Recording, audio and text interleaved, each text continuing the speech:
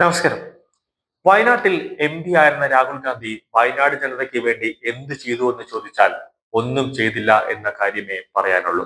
ആ കാര്യത്തിൽ യാതൊരു സംശയവുമില്ല, ഒരു തർക്കവുമില്ല. നവ്യ ഹരിദാസിനെ വിജയിപ്പിച്ചാൽ മതി എന്ന തോന്നൽ ഇപ്പോൾ വയനാട് ജനങ്ങളുടെ മനസ്സിൽ തോന്നി തുടങ്ങിയിട്ടുണ്ട്.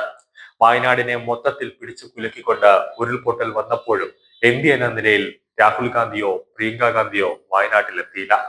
അവസാനം പ്രതിഷേധം ഇരമ്പിയതോടെയാണ് വയനാട്ടിൽ രാഹുലും പ്രിയങ്കയും വന്നത്. അന്നൊരു സഹായം പോലും രാഹുൽ ഒക്കെ അന്ന് സഹായങ്ങൾ വാഗ്ദാനം ചെയ്തിരുന്നുവെങ്കിലും അതൊന്നും തന്നെ രാഹുൽ ഗാന്ധി ഇതുവരെയായിട്ട് അത് ഇന്നേ വരെ നടപ്പിലാക്കിയിട്ടില്ല. വയനാട് ജനതയുടെ എക്കാലത്തെയും പേടി സ്വപ്നമായിരുന്നു ഉരുൾപൊട്ടലും അതോടൊപ്പം തന്നെ വന്യജീവി ആക്രമണവും. ഈ രണ്ട് കാര്യങ്ങൾക്കും ഒരു ശാശ്വതമായ ഒരു പരിഹാരം കാണാൻ കേരളത്തിൽ ഭരണത്തിൽ വരുന്ന സർക്കാരിനോ വയനാട്ടിൽ മാറി മാറി വരുന്ന എം പി സ്ഥാനാർത്ഥികൾക്കോ കഴിഞ്ഞിട്ടില്ല. നിലവിൽ വയനാട്ടിൽ രാധ എന്ന 45 വയസ്സുകാരിയെ കടുവയുടെ ആക്രമണത്തിൽ പരിക്കേറ്റ് മരണപ്പെടുമ്പോഴും ഒരു അനുശോചന സന്ദേശം ഇറക്കിയതല്ലാതെ എം.പി എന്ന നിലയിൽ പ്രിയങ്ക ഗാന്ധി ആ നിമിഷം വയനാട്ടിൽ എത്തിയിട്ടില്ല. ഇപ്പോൾ പ്രതിഷേധം കനത്തതോടെയാണ് പ്രിയങ്ക ഗാന്ധി വയനാട്ടിൽ എത്താം എന്ന ഒരു തീരുമാനത്തിലേക്ക് എത്തിയത്. അന്ന് ഉരുൾപൊട്ടൽ ഉണ്ടായപ്പോൾ പ്രതിഷേധം ഒക്കെ ഇരുമ്പിയ സമയത്താണ് രാഹുലും പ്രിയങ്കയും അവസാനം ഡൽഹിയിൽ നിന്ന് വയനാട്ടിൽ സന്ദർശനം നടത്താം എന്നൊരു കാര്യം അവർ വിചാരിക്കുന്നത്. അന്ന് വലിയ രീതിയിൽ ജനങ്ങൾ പ്രതിഷേധവുമായി രാഹുലിന്റെ വാഹന വ്യൂഹത്തിന് സമീപമെത്തുകയും ജനങ്ങൾ കൂകി വിളിക്കുകയും ഒക്കെ ചെയ്യുകയുണ്ടായി. അത് വലിയ രീതിയിൽ കോൺഗ്രസിന് ഒരു നാണക്കേടുണ്ടാക്കി. പ്രിയങ്ക ഗാന്ധി വയനാട്ടിൽ എത്തിയപ്പോൾ മുഖ്യ എതിരാളികളായ ബി.ജെ.പി ഉയർത്തിയ പ്രധാന വിഷയം തന്നെയാണ് പ്രിയങ്ക ഗാന്ധി വയനാട്ടിൽ എത്തിയിട്ട്, അതായത് പ്രിയങ്ക ഗാന്ധി വയനാട്ട് മത്സരിച്ച് എം.പി ആയാൽ എന്ത് നേട്ടമാണെന്നത്.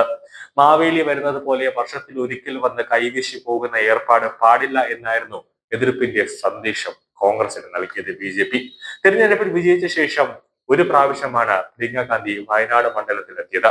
ഉരുൾപൊട്ടലുണ്ടായ പുഞ്ചിരിമണം, ചുരൽമല എന്നിവിടങ്ങളിൽ പുനരധിവാസ നടപടികൾ ഇഴഞ്ഞു നീങ്ങിക്കൊണ്ടിരിക്കുകയാണ്. ഇതിലൊന്നും പ്രിയങ്കയുടെ ഇടപെടൽ ഉണ്ടായിട്ടില്ല. വയനാട്ടിൽ വീടെടുത്ത് താമസിച്ച് തിരഞ്ഞെടുപ്പ് സമയത്ത് ജനങ്ങളുമായി മലയാളത്തിൽ സംസാരിക്കുമെന്നായിരുന്നു തിരഞ്ഞെടുപ്പ് സമയത്ത് പ്രിയങ്ക ഗാന്ധി വോട്ടർമാർക്ക് നൽകിയ ഉറപ്പ്.